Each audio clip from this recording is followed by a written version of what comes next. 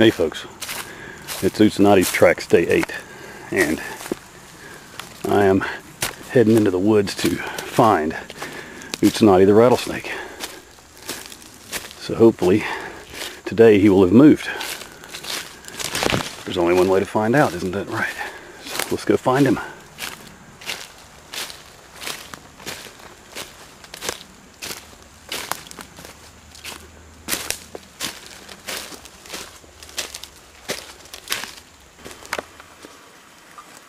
So it looks like Utsa'nätï has left the woodpile, and he has moved down.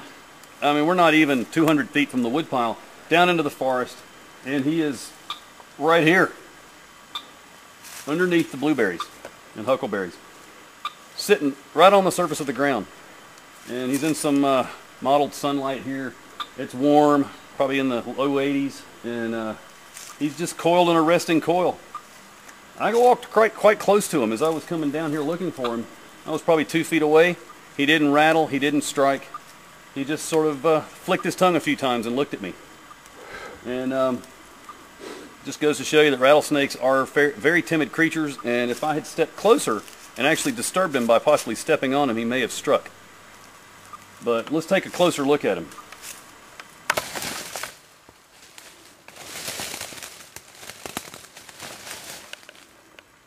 So he's just sitting there, coiled up.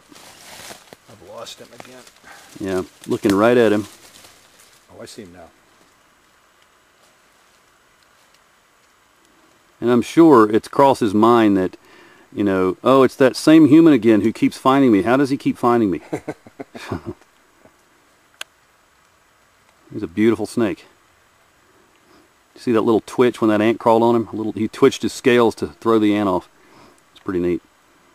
Now I can't see his incision from here, but it's a good sign that he's moved this far. That tells me he's probably feeling better, going back to his normal movements, hopefully. You know, anytime you have a big surgery like that, it's a major event, and it's going to take a while to recover, be you a human or a snake. Well, let me get my data and we'll leave him alone and check on him in a few days.